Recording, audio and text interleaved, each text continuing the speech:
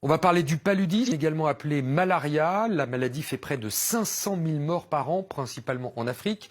La situation est d'autant plus préoccupante que depuis plusieurs années, les parasites développent des résistances aux molécules antipaludiques et les moustiques craignent de moins en moins les insecticides. Aujourd'hui, aucun vaccin n'est disponible et pourtant, on sait depuis très longtemps qu'une plante soigne efficacement la maladie. Cette plante, venue de Chine, qui s'appelle l'artémisia, est pourtant déconseillée par l'OMS et interdite dans un certain nombre de pays. Mais que cache cette interdiction? Peut-être les intérêts financiers des laboratoires pharmaceutiques qui ont fait de la malaria un business. En Afrique, justement, des chercheurs mènent des études de terrain pour prouver que l'artémisia est efficace et sans danger.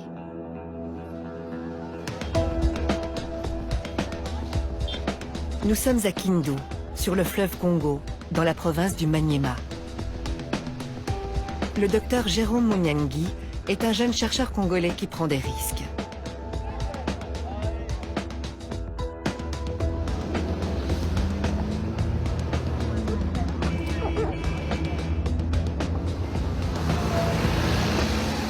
Après 3 heures de piste, le docteur Munyangi est accueilli comme l'enfant prodige dans son village natal. Artémisia! Artémisia!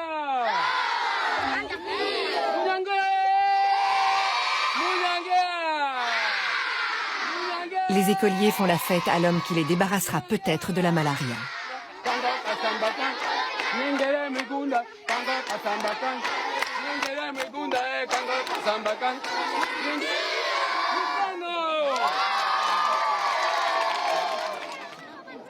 Le parcours du docteur Jérôme Munyangi est emblématique des difficultés rencontrées par les Africains qui défendent une médecine adaptée aux conditions du continent.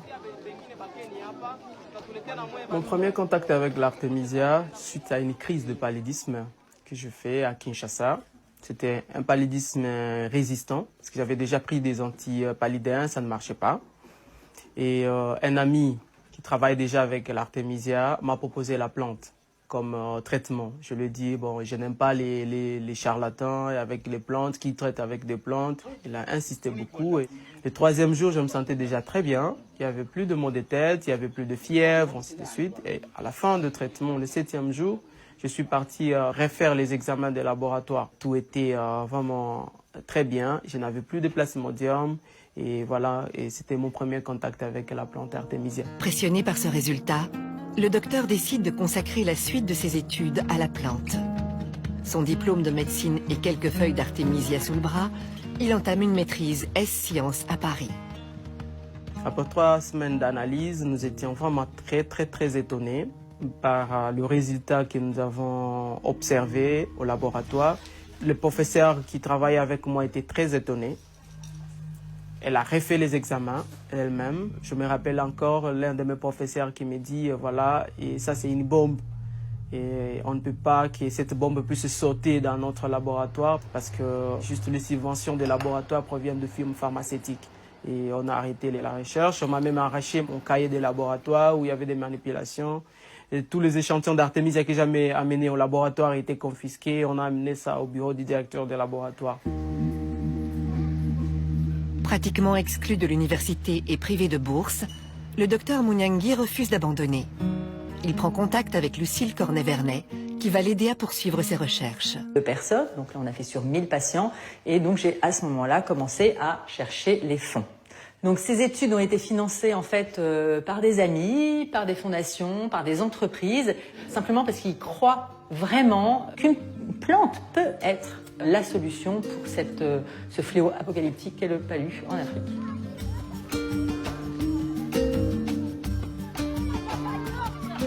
Une fois le financement acquis, le docteur débute l'étude au Maniema.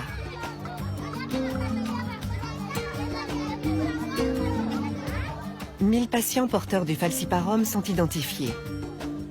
500 prendront de la tisane d'artémisia et un médicament placebo. 500 autres, un médicament ACT et une tisane placebo.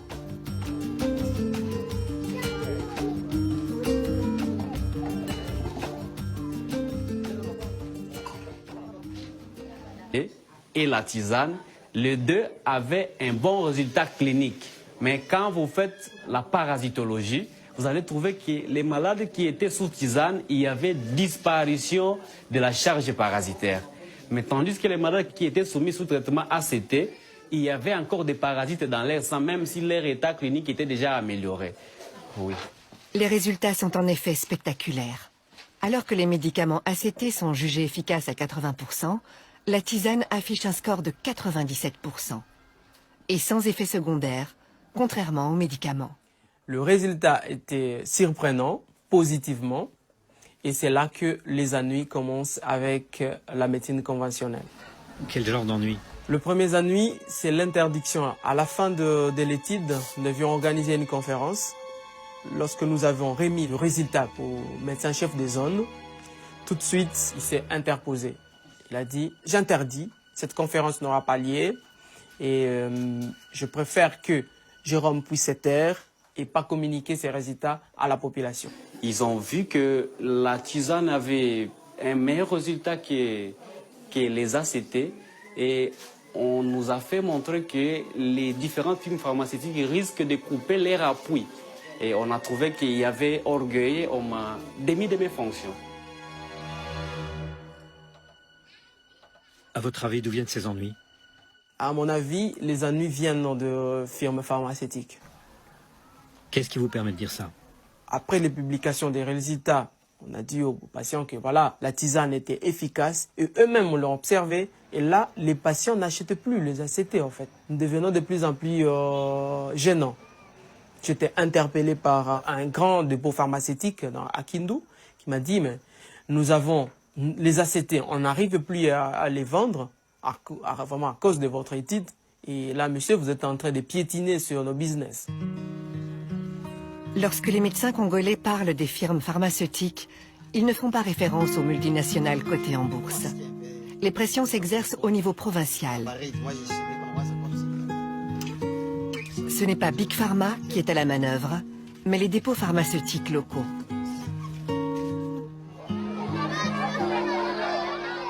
Après l'étude, les villageois adoptent la tisane dont ils ont été les cobayes. J'avais souvent la malaria avant. Mais depuis que j'ai participé à l'étude, je n'ai plus la malaria. Moi, j'ai toujours eu la malaria. Mais en prenant la tisane d'Artemisia, je me suis senti beaucoup mieux.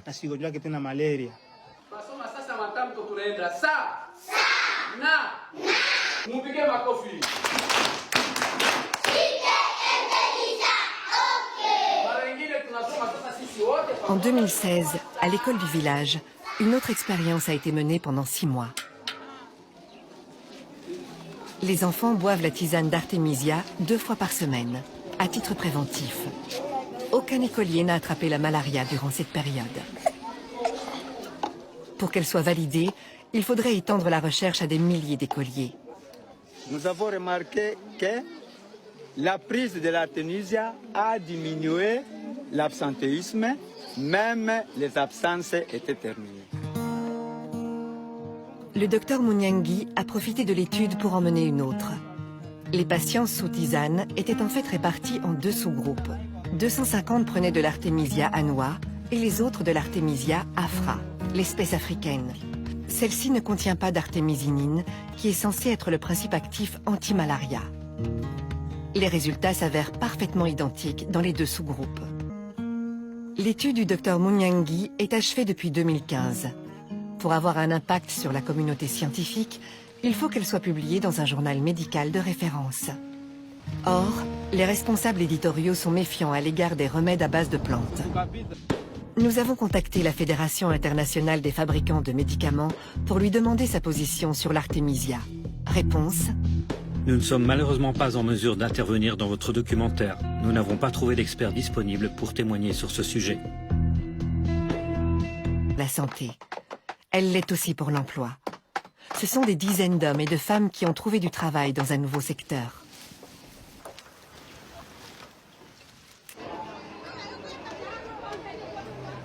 Ce qui fait le succès de l'Artemisia, c'est aussi son prix.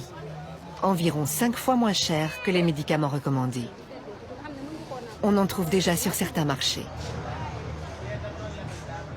Avant, on achetait des médicaments de la pharmacie. Ça coûtait très cher. Ça... Et puis quand tu avais le palais, quand tu buvais ça, ça ne te guérissait pas tellement là. Mais avec la venue de la tisane c'est moins cher et puis ça guérit vite. Je vous dirai tout de suite que moi-même, j'utilise cette plante en famille, depuis des années déjà. Ça, c'est du point de vue personnel. Je l'ai conseillé à des collègues, des scientifiques, qui l'utilisent. Le professeur Diallo étudie l'artémisia depuis une dizaine d'années dans son laboratoire de bactériologie-virologie à l'université de Dakar. Depuis un certain moment, nous travaillons pour voir l'activité de l'artémisia afra et nous pensons que c'est une piste qui est assez prometteuse. L'Afrique a besoin des insoumis, les insoumis de la recherche. Ce qui me passionne dans tout ça, c'est de ne pas voir mes frères africains décédés de pathologies qui peuvent trouver des solutions, que d'attendre toujours que les médicaments soient fabriqués en Europe et que les médicaments viennent de l'Inde. Nous pouvons nous-mêmes, ici sur place, trouver des solutions, guérir nos frères avec des plantes qui peuvent être cultivées sur place. Si la tisane d'artémisia s'avère être l'ultime remède contre la malaria, on se demandera sans doute pourquoi tout ce temps perdu, toutes ces victimes, tout ce business.